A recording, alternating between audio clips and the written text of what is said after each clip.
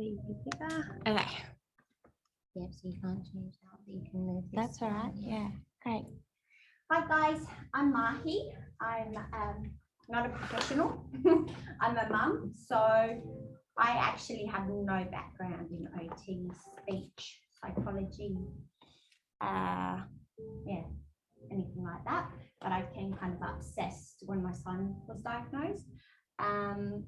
I always thought I was an advocate for autism awareness. I had an interest going through high school. Like I ended up doing a year's study for English, like instead of any subject you can choose, I decided to choose autism, and I did like a project on it. I was fascinated by autistic people, but what I thought I knew of them was 10% of what I know now. And the main things I've learned are from actually autistic people, not from therapists.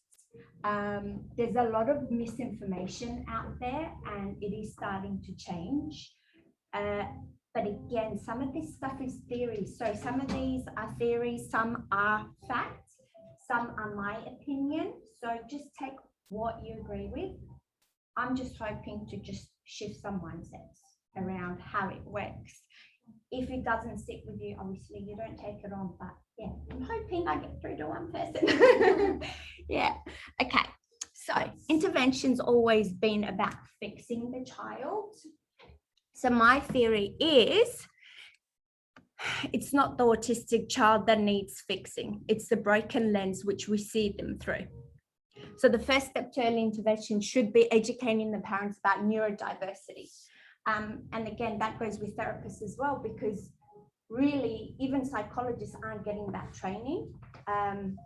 Psychologists that had finished their studies 30 years ago and are starting to research and get into neuroscience are shifting, but they're talking about students who are at university currently going through the exact same old stuff as them. They're coming to them to be mentored, and they're like, oh wow, nothing's changed, like something's got to move. So there is a paradigm shift that's happening now, thank God. So I guess that's what I want to sort of go into, and it is led by autistic individuals. They are really starting to advocate, and I think in a sense this pandemic's been a blessing, because it's got more people online and they're more comfortable conversing online. There's people I communicated with for like over 2 years. They gave me so much insight, the words they would use, you know, I was like, well, what does that mean, blah, blah, blah, blah. And then I found out they're non-verbal. So Jeannie says non-verbal. So just because somebody's not communicating verbally does not mean they don't understand. And that's been a misconception too. Like I used to always say, my son's got a huge vocabulary, his receptive language is there. His expressive language is there, his receptive isn't. And then I realized I'm wrong. It is, it's just processed differently. And I think all of this plays a part in it. So what I'm going to show you guys a lot of videos because I can talk and talk and talk.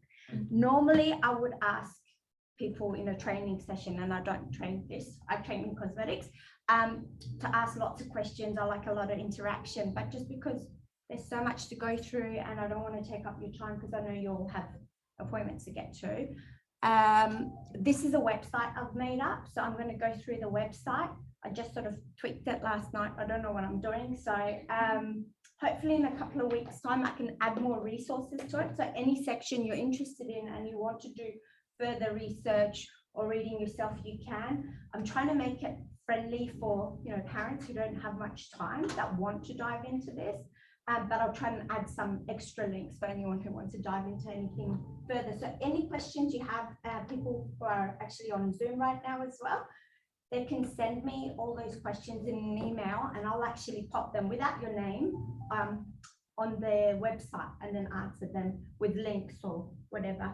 And there's people I can also reach out to. So if I don't know their answer, I've got contact with the Autistic Advocate, Kieran Rose, Virginia Spellman, who's the director of the STAR Institute for Sensory Processing in Colorado. So if there's stuff I don't know, I'll try and find the answers for you through them. Okay. So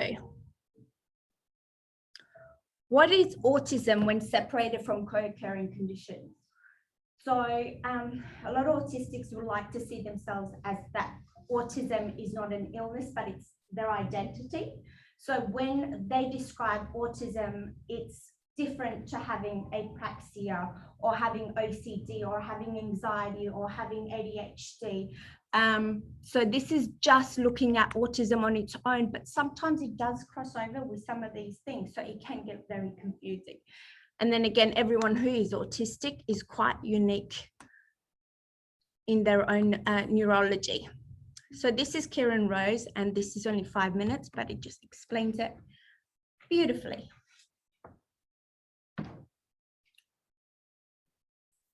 What defines a person as autistic that are not concurrent conditions? Okay. So if we take it all away, what's left? what is left? Yeah. So if you think of your brain, where is your brain? No, your brain is not just in your head. Your brain is in your whole body. Your brain is from your head to your toes, from fingertip to fingertip, because your brain is also your nervous system as well. Your nervous system is part of your brain. So that's your neurology. Your neurology is the process, like I mentioned earlier, your neurology is the process of taking in all the information that you need in order to be able to live, processing it, and then reacting accordingly to that. So what autism is a neurology that is not typical. It takes in more information, and the upper brain actively, cognitively processes that information consciously, or more of it consciously anyway. So not having those filters means that your brain's having to work harder. There was a study done in Sweden about 10 years ago on measuring brainwaves of autistic children against non-autistic children. Those autistic children, whilst they were sleeping, their brains effectively were working 30 to 50% harder than the non-autistic children. And that's why they were asleep. So they're still processing all of this sensory information that's going on around them, you know. So it's kind of being autistic. Autistic means having a different neurology that works in a specific way, which is different from other neurology. So that's effectively there. But what obviously that does is, if you are taking in more information and having to think harder about it, then that's going to slow down your ability to process information. It's going to slow down your reaction to things. So it might mean that you need longer to understand what someone's saying and actively work out what they're saying and then react to that. Also, and then you can understand them why there are social issues and communication issues, and then if you think you're working harder but you're living in a world which is hurrying you up constantly and bombarding you with all this information, then you are going to become quite anxious living in that world. So you are then going to show, I mean, you think the autism diagnostic criteria is not a criteria for autism, it's a criteria for extreme anxiety. All those behaviors are in there, are all anxious behaviors. Yeah. Yeah, and that's kind of what they're measuring you against. So the reason you will be identified as autistic as a child is because you're anxious. Yeah. You're going through something which is traumatic, or you have gone through something which is traumatic, and it's caused all these anxious things to happen. But even that trauma is really, really subjective, because if you think an autistic person takes all this information in, you imagine what happens to an autistic baby. An autistic baby that's literally just come out into the world and is being bombarded by all this sensory information more than a non-autistic baby, then they're being traumatized from the moment they're born. So they're having to react accordingly to that. They're becoming more anxious accordingly to that.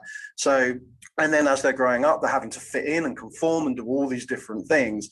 So then that's when levels of trauma is all these different micro traumas applied. And that's why so many autistic people have got CPTSD, because it's just a constant living in a non-autistic world is a constant application of trauma.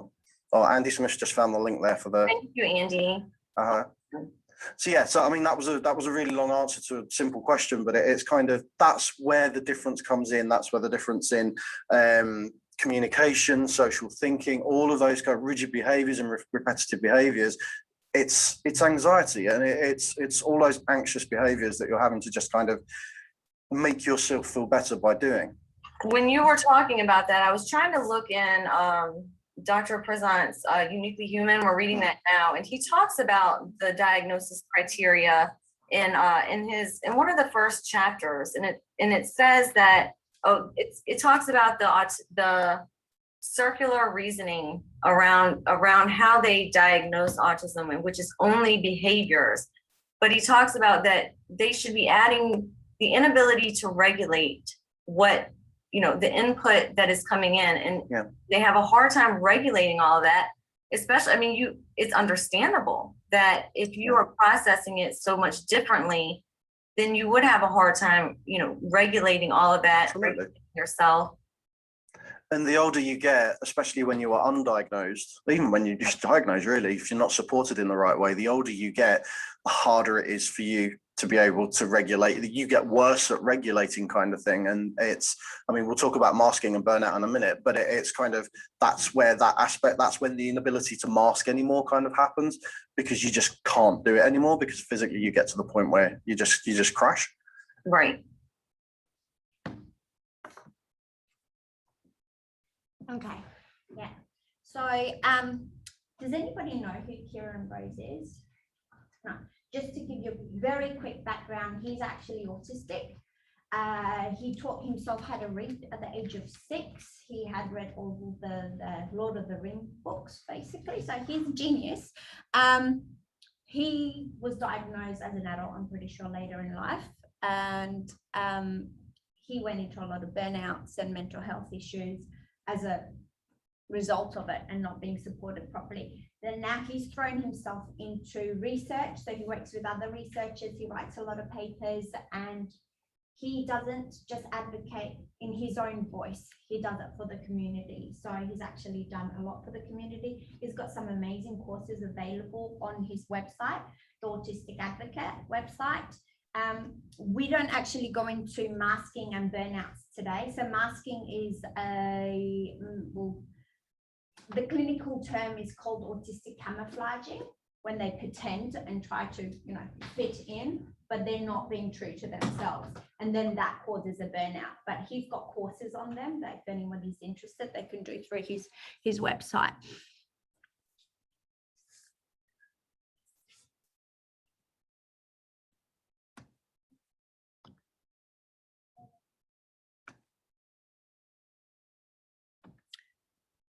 So I want to talk about sensory processing.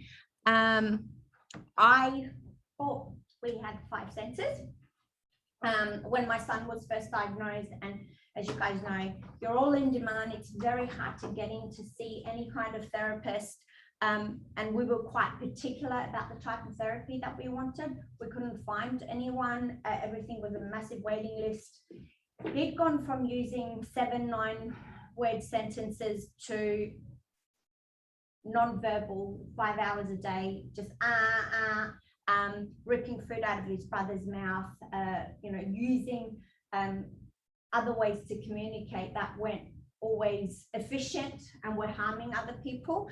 So I got desperate. I'm like, okay, so if it's a sensory thing, let's teach him his senses. We'd spend hours on the floor. This feels rough.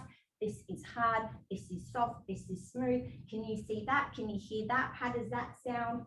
And then I gave him the permission to communicate that this is not comfortable. So we're at the park once, and I'm trying to shove him in a certain seat, have his brother underneath so I can put his brother for a nap. And he started, I'm like, tell me, feels yucky. What does that mean? Feels rough. Okay. His shoulders relaxed. He dropped his shoulders because I listened to him. I put him into the other seat. Brother went at the front. Avoided the tantrum. Half of the stuff is sensory stuff, and they're not being able to communicate it. Sometimes they don't even know what they're feeling. That causes those outbursts and behaviors. And it's like, well, if we were shoving him in things and not listening to him just to get things done, because it is very frustrating at times, you want to move on with your day. Why would you want to talk if no one's listening? So I think that's an aspect of it. Obviously, there are autistics who can't talk. There is 3 different types of reasons why they might go. So they're selective mutism, but there's so much. I'm not going to go into it because we'll be here all day. So the 8 sensory systems. So there's actually 8. The 8th one sort of ties in with the other 7. And it's a new sensory system that they've gone through. discovering, and they're doing a lot of research on. So olfactory, everybody knows, it's your sense of smell. So it will actually detect certain things in terms of danger.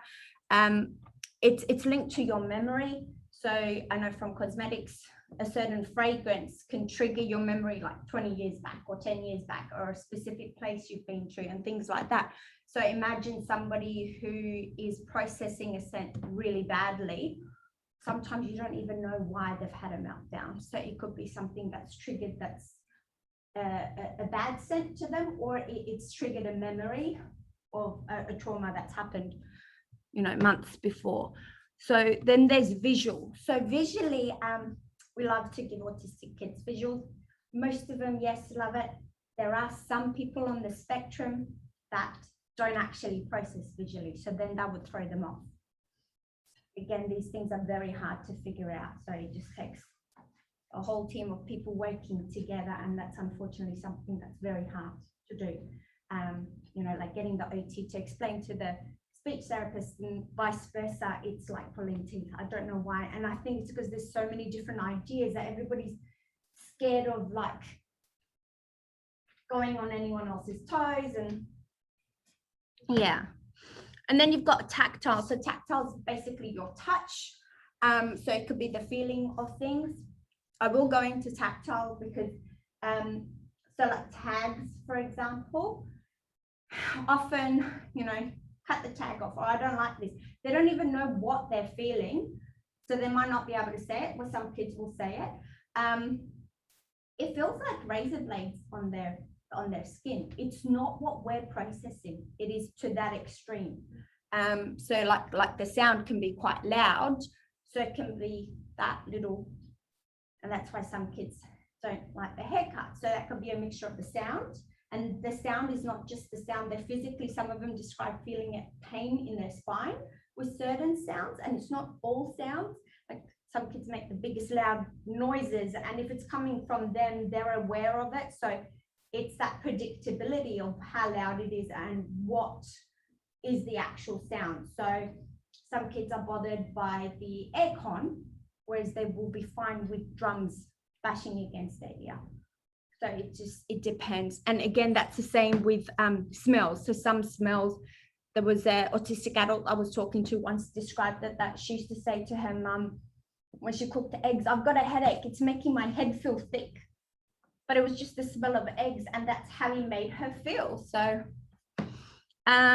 vestibular is basically your middle ear, and that's sort of ties in. So a lot of these things tie in together. So that ties in with your auditory. That gives you your sense of balance and where you are in space. Auditory is huge. You guys know a lot about that. Again, that ties in here a lot. So there's a lot of research, and then they're doing things like listening therapy at the moment. It works for some people, it doesn't work for some. I'm still navigating that with us. And then you've got proprioception. So that's like feedback your body gets, or the kids that like jumping on the trampoline. So it's not just the feedback on the whole body, it's between the joints. And some of them seek it, some of it avoid it. Some kids can go seeking and avoiding something in the same day. That was my son. So they used to drive me nuts because everyone kept telling me, oh, they sensory seeked or avoided or this. Same thing. Like he would want his heavy blanket to get it off me. So weeks of it, and then I don't want it, or within the same day, like he'd want a toothbrush in his mouth and he liked the vibration, so he couldn't handle it in his mouth. So yeah, so it just depends on where they're sitting that day. So that's your sense of taste. With taste, it's a big thing with eating. And we know that food, sleep, exercise plays a massive role in growth and mental health. So they really need to go and see a specialist and get help if they're not eating properly, because often parents will just give in, but then that sort of affects everything else. Interoception. So interoception is that new one I was talking about. That's just your internal bodily function. So it could be not knowing you're hungry. You might feel pain, like some of these autistic kids have, well, as adults have described that, you know, they feel pain. There was a gentleman that I'd been talking to, and he used to have an outburst just before recess or just before lunch every day at school, and he would get into trouble. He didn't know what it was. He would feel pain, but he was getting hungry. So if they had just moved his lunch break or given him a snack 15 minutes earlier, that would have been prevented. But he didn't know that growing up. He didn't understand what was happening himself. So, and I guess a lot of this stuff goes that we didn't know, and things were done a certain way. We didn't know. It's now we know. What are we going to do about it? Now, this is Virginia Spillman from the Star Institute. They're the leading researchers in sensory processing in the world. They're based in Colorado, and they've basically got three The term sections. sensory processing and integration refers to the mechanisms of how we feel the world around us, and how we feel ourselves in the world, how we generate a map of our bodies and a concept of ourselves in space and in time. It describes how our nervous system, our whole brain and body work together to produce responses to the world, produce a plan for action or movement, self-preservation or self-care, or what is often referred to as behavior. Understanding the transformative power of sensory processing for health and wellness is critical if we want to thrive and not merely survive. Everyone processes sensory information, and from conception through the lifespan, sensory processing and integration impacts every domain of human function and participation. Sensory processing and integration supports our ability to form relationships, take care of our bodies, learn about ourselves, and develop a sense of identity. It also supports our ability to develop a sense of other people in the world, and is a foundation for understanding that people are diverse and different. Sensory processing keeps us alive and safe, away from what our brain and body might perceive as threatening or toxic. Sensory processing and integration also underlies fine motor skill development, gross motor skill, speech and communication, and academic success. It has a profound impact on functional emotional development. Think of a domain of human function, and sensory integration supports that process. Of course, sensory processing has the potential to derail or disrupt human development, and it can cause or contribute to a multitude of challenges. Sensory processing is how our brains and nervous systems use what we sense to make sense of the world. If it's not working for us, the world feels disorganized, threatening, unpleasant, and unsafe. When sensory processing goes wrong, it can contribute to developmental delays, challenging behaviors, difficulties with social participation and attention. Disordered sensory processing can prevent us from ever feeling calm or safe. It can result in anxiety, disorganization, difficulties with coordination, and reduced participation. This is where an occupational therapist or allied health professional with advanced training in sensory integration therapy can make a tremendous difference. But just as important as understanding the impact of disordered sensory processing is the need to understand that sensory processing and integration is integral to the human experience. Every living thing processes sensation. Even plants have a sort of vestibular system. Everyone processes sensory information differently, and many sensory processing differences do not need to be disabling. With increased understanding, environmental tweaks, and accommodations, we could see increasingly diverse communities of people coming together with improved productivity and participation. Sensory processing refers to the mechanisms of how you feel and how that guides your actions. Spreading awareness about the 8 sensory systems and incorporating principles for sensory health and wellness into everyday life will not just benefit the 16% of people who are identifiably struggling with sensory processing challenges. Every child in every classroom will benefit. Every teacher, every allied health, mental health, and helping professional will benefit, as will the people they are helping. 100% of adults in the workplace, high school students, and patients on hospital wards will benefit from an improved understanding of sensory processing and integration.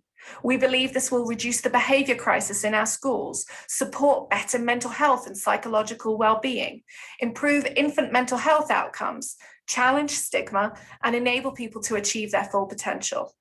So thank you for joining the conversation, and we hope to continue conversing with you about it as we all learn more about this important domain of human function.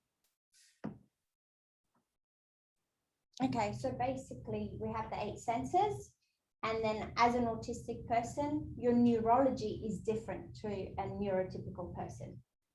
So then you're going to process all of this information differently. And as Virginia just explained, sometimes it's, I guess, a negative, and sometimes it's a positive. And that's why you get certain things that autistic individuals can do that we can't do. And one of the things is seen as a negative, I see it as a positive, is called monotropism, I think, if I pronounce it right. And there is a course you can do on that, again, with Kieran, because he does a lot of studies on that. And that's the ability to sort of focus on the one thing instead of multitasking like we can, but we'll never be able to do that one thing as good as them because of the attention that goes in there. Now, there is another video on, where is it? Oops. By the Star Institute. It's 1 hour long. We're not going to watch that. That actually, I was going to show you guys the first 13 minutes. So, because we're going to go way over time. I want to try and keep it within the hour. You guys can go and watch the first 13 minutes in your own time, or watch the full hour, whatever you like. But the first 13 minutes sort of explains the 8 sensory systems and how it sort of ties in with an autistic. So this video is specific to autism. Is this starting to make any sense? Yeah. So I guess as speech therapists, it's not something you would do. A lot of OTs do this, but I think just having that information and being sensory informed will make a huge difference. The frustrations you have, the frustrations that your kids have that you work with, and it's just changing the environment for them. You will see a massive difference.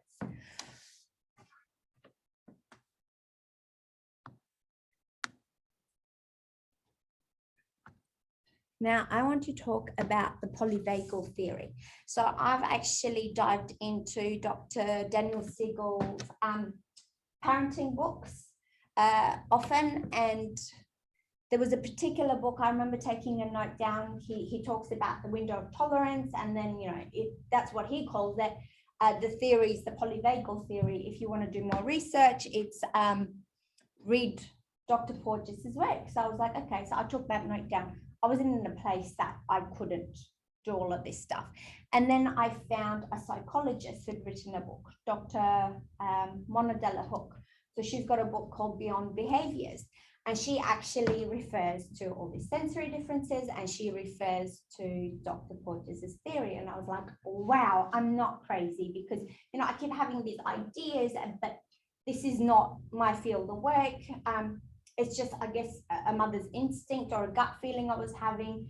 So finding her and finding her book sort of justified all of this for me. And now I'm in a place where I can do my own research as well, but her books are great as well. And I will have a list of all the books that I recommend eventually on the website as well for anyone who's interested. So the polyvagal theory, and it's just people, all therapists, some therapists that are going along with this paradigm shift are starting to look at their therapies from the polyvagal lens. And I think it ties in really well with the sensory stuff and autism. So Dr. Porges's polyvagal theory and how that ties in with some of the behaviors that we see from our autistic children.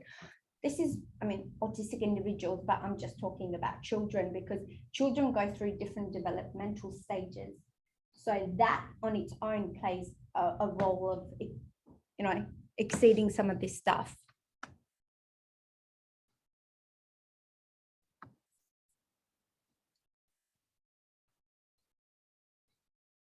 So this is a quick video of Dr. Pod's actually Our nervous describing system it. is functionally a triangle upside down, okay, with a point. This is the brainstem.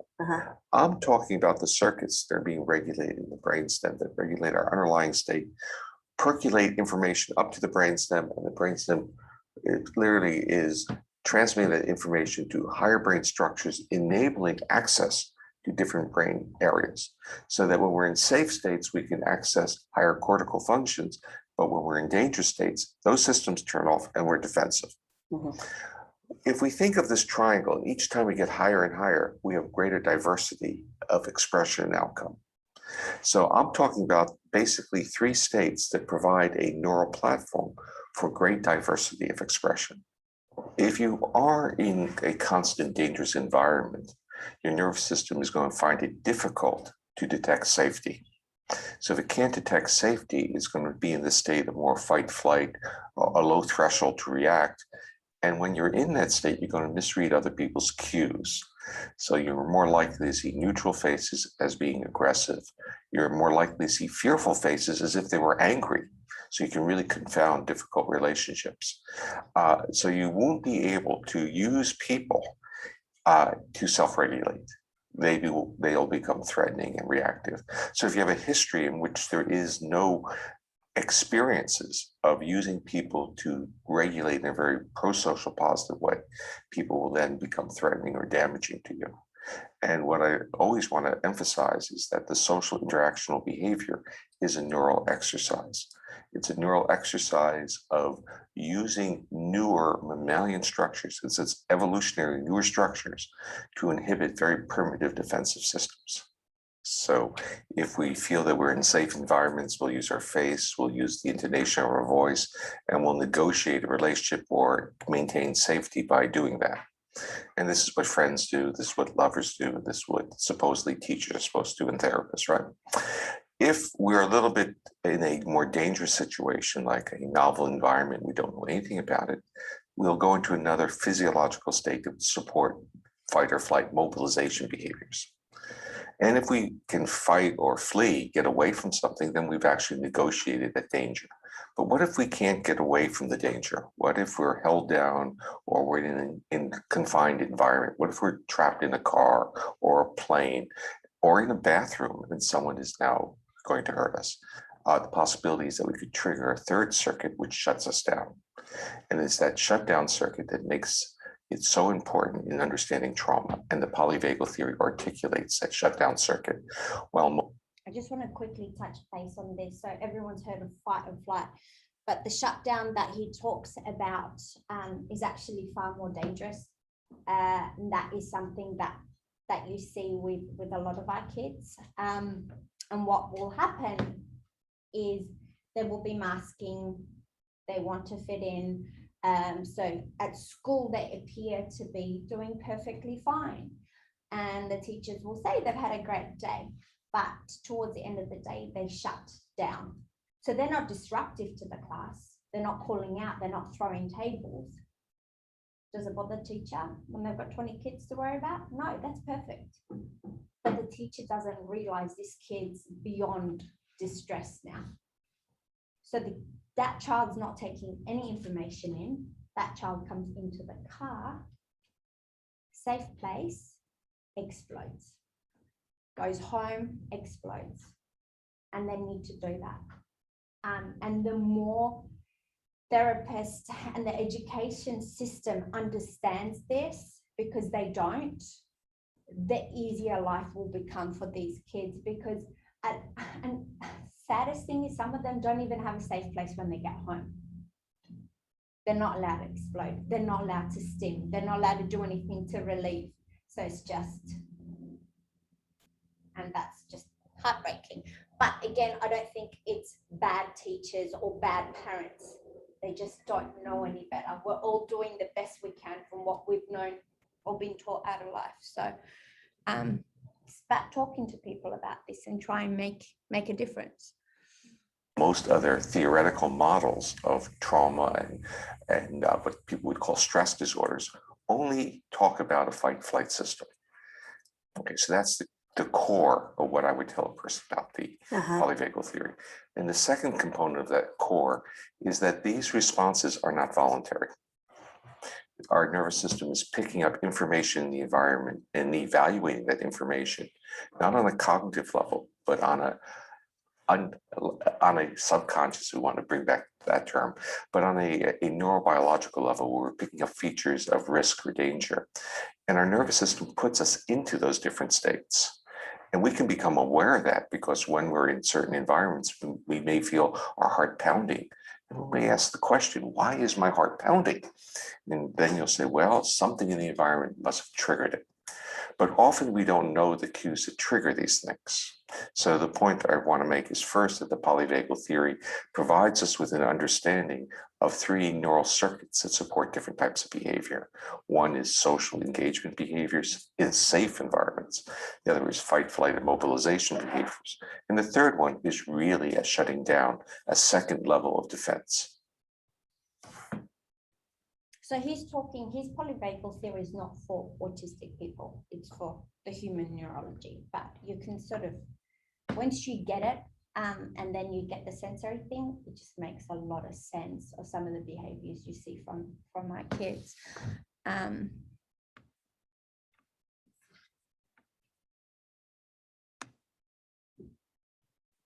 this video, I actually wanted to show you these. So we talk about co-regulation often when it comes to kids these days. Some of our kids don't actually, their co-regulation might not look like what other kids would need. So some might not want to be hugged in that moment. It might be that they need some of their sensory needs met. They might need to go on the swing, they might need to spin, any kind of stimming that they do a lot of self-regulation themselves. So, and it's helping them figure out what they need as well, because growing up, they don't really know what they need. There's adults that go and see sensory specialists for their kids. And I had a therapist tell me this, that, the mum poured out all this stuff out of their bag, and I go, oh, these are great, sensory tools. Is that what you're using for him? And she goes, no, they're mine. She's autistic, they're hers, but she doesn't know what her son needs. Everyone's unique.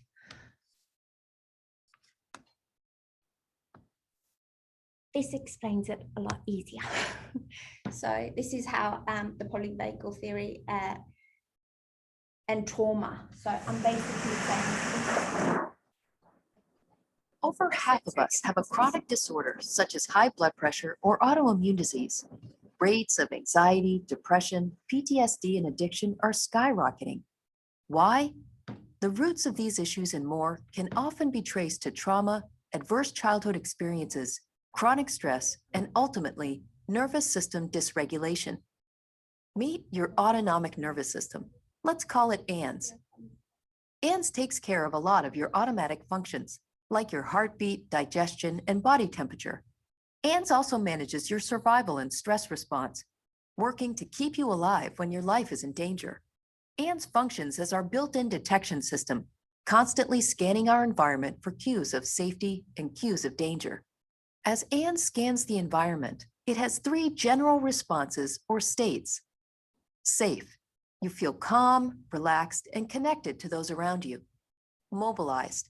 When ANS detects danger, it sends a command and your heart rate and breathing increase. Adrenaline and cortisol are released, and blood rushes to your muscles so you can handle the threat. This is our fight-flight response. Immobilized. When ANS detects that the danger is so great that you can't fight or run, it shuts you down. In this state, our heart rate, blood pressure, and body temperature decrease, and pain-numbing endorphins are released. ANS does all of this automatically without us thinking about it. ANS doesn't just use these states for survival, it uses them to navigate through the world each day. When ANS functions well, it moves fluidly from one state to another, 1 minute mobilized and ready for action, and the next resting and recovering. ANS will often blend states together. When we play, ANS combines the mobilized and safe states. And when we are intimate with loved ones, it combines immobilized and safe states. When ANS can stay flexible and fluid like this, it helps us manage and become resilient. sorry, just a quick note. So in terms of the play, and that's what I'm seen you guys do a lot. So you'll do the play in speech therapy. You're doing this. You're actually, without maybe even knowing, is you're teaching them how to go from that state to this state to that state, if they're already regulated during that session. To stress and negative events, we're able to bounce back and move on. Unfortunately, when we experience trauma and chronic stress, it can keep ANS from functioning in a healthy, regulated, and resilient way, and can keep us stuck in states of survival. A friendly get-together can become frightening. A simple meeting at work can become threatening. For those with a history of trauma and chronic stress, the ANS detection system often becomes faulty, constantly signaling danger even when we are safe. It's like ANS is an alarm system, constantly signaling fire even when there's no smoke and no flames. Consistently living in these survival states can be debilitating, and we often develop adaptive strategies like using drugs, alcohol, food, work, or sex in an attempt to bring regulation and temporary relief. Understanding how trauma impacts us is critically important. There is a whole spectrum of experiences that can be traumatizing and adversely impact ANS, like accidents, assaults, and natural disasters, which are often called shock traumas. There is also developmental or relational trauma, when we experience chronic adversity, abuse, neglect, and lack of safety while growing up. Many other experiences can be traumatizing, including chronic stress, medical procedures, and adverse community environments like poverty, discrimination, and violence. So this is what Additionally, new research in epigenetics shows us that trauma can get passed down genetically at least 3 generations. In the past, we've thought about trauma as events that happen to us. We now know that trauma is an experience, not an event. It's what happens inside of us as a result of what happens to us. It's our response to the event rather than the event itself. Over 20 years ago, Kaiser and the CDC launched a groundbreaking study of over 17,000 patients that showed a direct link between adverse childhood experiences, or ACEs, and long-term health and wellness. In the study, 2/3 of participants reported at least one ACE. Over 20% reported 3 or more. When participants reported 4 or more ACEs, this corresponded to an increased chance for heart disease, cancer, drug abuse, and more. With 6 or more ACEs, life expectancy decreases by almost 20 years. We are learning that many physical and emotional symptoms may emerge from a chronically dysregulated ANS. When ANS gets stuck in survival states, our biology shifts its focus from the tasks that keep us healthy, happy, and thriving to surviving the immediate perceived threat. Many conditions and symptoms that are chronic and difficult to diagnose and treat can be attributed to a dysfunctional ANS. Our childhood experiences can also keep us from connecting with others. This is vitally important because as children, our #1 survival priority is to attach to caregivers. When the people responsible for our safety aren't safe, and we are living in chronic states of unsafety, ANS doesn't get wired right. The part of ANS that judges what is safe and what is not becomes faulty. If intimacy and connection were unsafe as a child, as adults, we'll often unconsciously reject attempts from friends and partners to connect. Even though intimacy and connection is what we want, ANS feels it's unsafe and won't allow it. Trauma compromises our ability to engage with others, replacing the need for connection with the need for protection. When there has been trauma, ANS can no longer differentiate between our unsafe past and our now safe present. ANS can't turn off the need to protect, even though we are now safe. So what can we do when ANS becomes dysregulated? How do we recover from trauma and develop a healthy, regulated, resilient nervous system? Fortunately, we can retrain ANS to feel safe again. This is best done with the help of others. Each one of us has an ANS, and our ANS is constantly communicating with and attuning to the states of others. We autonomically mirror the states of those around us. This is called co-regulating. We see it in herd behavior. If one animal senses danger, the entire group becomes more alert, increasing their chances of survival. We're exactly the same. When we're with others who are stressed, angry, or depressed, it makes us feel worse. When we're with others who are calm and happy, it makes us feel better.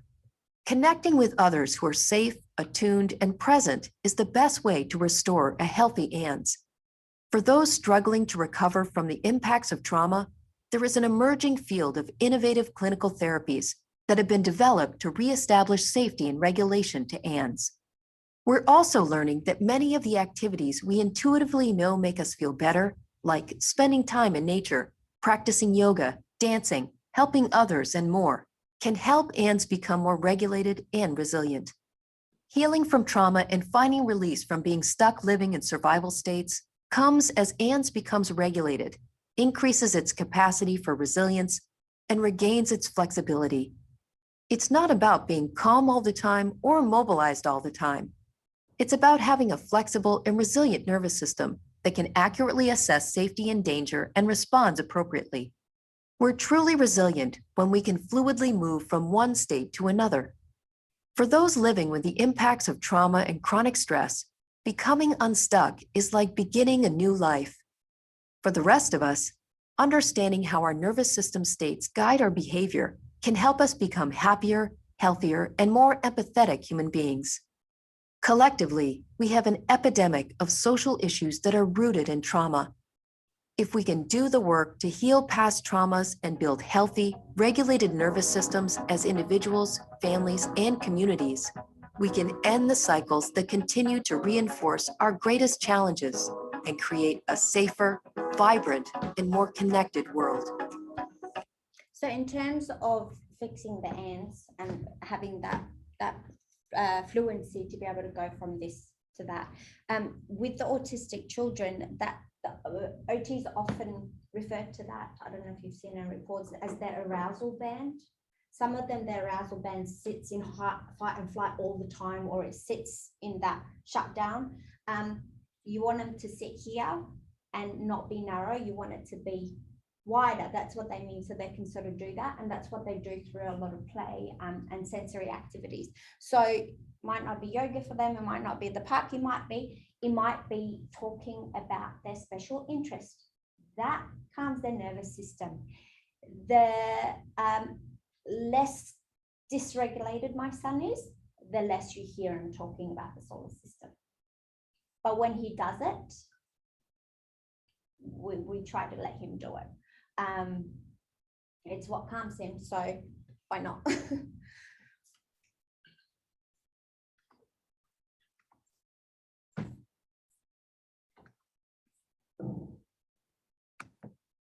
Yeah. Molly, some of us have 10 minutes Yeah. and some of us have half an hour. Okay. So we need- Well, this How much section, longer? I'm just going to have a look and I'll be able to tell you. So this section's actually done. Yeah. So I can stop it 'Cause after we're going enjoying through what you're stimming. doing. So is it worth splitting, or is it worth, like, is it better to split it and do part 2? Well, Or probably not, Why because not? I might not be able to come back. yeah. I gotta move house Yeah, soon. yeah. So no. yeah. So I'll go through stimming and then we can stop. And then the other one is just autism acceptance, and it's just tying all of this stuff in. So the Okay. video can be available for everyone We else can watch it after. later. Yeah. Yeah. So stimming. Stimming is autistic stimming is actually communication as well as self regulation. So it's not always meaning that they're in distress and they're trying to regulate. Sometimes it's just their way of communicating. And it should not be stopped. And often it is stopped, as long as it's not harming themselves and somebody else. And you got to know what harm is. A kid banging their head, if they're not actually cutting their head open, they might just need that input. If they don't look like, you know, they're dysregulated because of something specifically, maybe they're just seeking that input, and that's what they need. You have to sort of get good at knowing what that is. So I'll play the video on what stimming is, and then whoever needs to go can go.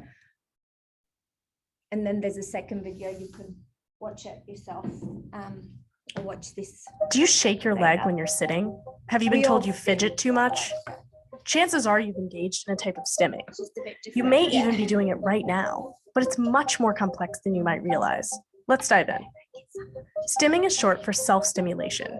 Philip Fisser, a clinical psychologist of behavioral medicine at Cooper University Healthcare in New Jersey, explains. It's any kind of repetitive behavior that is usually aimed at things like controlling the level of stimulus in an environment or helping to self-soothe. Stimming is commonly associated with developmental disorders like autism. In fact, the DSM-5 includes stimming as a diagnostic criteria for the disorder. When people with autism stim, they might do it in ways that are disruptive and less socially acceptable, like hand flapping, rocking back and forth, or repeating sounds or phrases. So, why do some people stim? Stimming is a way to regulate stress and emotion. Some people stim because it helps with sensory processing or aids in social communication. When people are engaging in any one of these, broad categories of behavior, which can include things like tapping, rubbing hands, some of the ones that people most commonly associate with conditions like autism spectrum disorder are things like hand flapping or jumping up and down. Those types of behavior usually are to help the individual manage the stimulus in the environment, the level of stimulus in the environment. Or to in some way regulate, and sometimes even to communicate. So if this is somebody with something like autism spectrum disorder, sometimes verbal communication can be quite limited. So stimming is another way for them to communicate to those around them what their experience is and what their needs are. What makes stimming soothing and enjoyable? Well, it's not exactly clear why stimming feels good, but the behavior helps activate the many neurotransmitters, aka brain chemicals, that regulate our emotions. Dopamine, serotonin, and glutamate are the main neurotransmitters associated with self-stimulatory behavior. Some people who stim report a creepy crawly feeling under their skin that only stimming can relieve.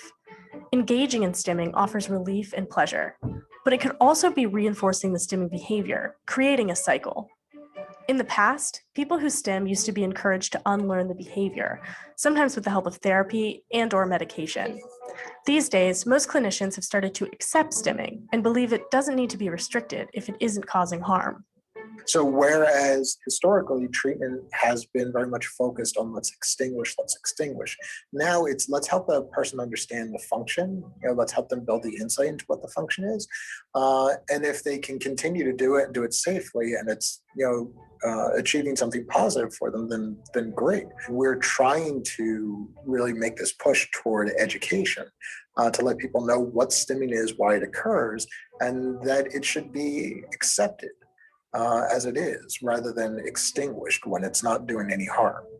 And because stimming is a coping or communication skill, it can actually help you learn more about what triggers your emotions or feelings of being overwhelmed. Wondering how to stim safely? First of all, make sure you aren't causing harm. Get help if stimming leads to pain or injuries, so you can develop healthier coping strategies. When you stim in public, experts suggest carrying a card that explains your behavior, communicates your needs, and reassures those around you that you're safe. This card can include information that educates those who aren't familiar with stimming. Ultimately, don't let others shame you into changing harmless behaviors, but don't feel ashamed if you've decided to mask your stimming in certain environments or want to modify or stop doing them. The choice should only be made by you. So for everyone that needs to go now, I really, really would love it if you get a chance to watch the video after. It's done by an autistic, I think, teenager or a young adult.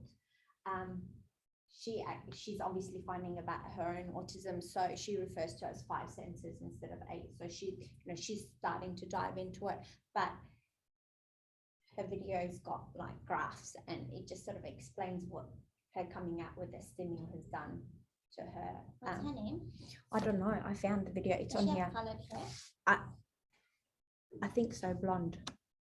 It's on the next video, so we're gonna play it. But whoever needs to go now, thank you so much.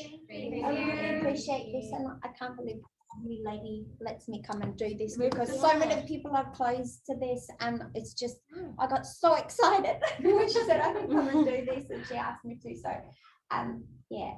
We enjoyed it. I know, you know, I get a Bob bit and too house much. moving is on your schedule, but when you're ready, come do part 2. Yeah. Yeah, yeah. We want to pick your brain a lot. Like I've Well, got a lot that's of the thing. questions So for I'm you. happy with those questions, and then Yeah. I can put them in here, Okay. in the websites. If I can, I'll come for a part 2. I just don't want to promise it because I don't No, know when we're later in the moving. year. There's no Yeah. rush. Later in the year, even or.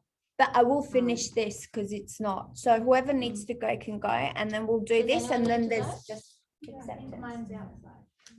Okay. Who's staying? Maybe that's a better question. I can say. Stay, Sonia, Jill. I reckon we'll pause here, Mhm. and then you show me what there is, and then we can. Do you chat mind about if I next finish time. it here so it's How long? recorded? Or it'll be max 20 minutes. Yeah.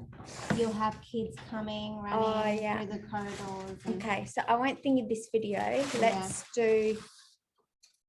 I won't show that hang on. video. That's Tim. Jill. Tim signed into your thing. Hang on, let me just fix this. So much fun. Thank you. Thank you for your time. Thank you. Hang on. I just gotta end this one for Jill. You're welcome. There is a little thing.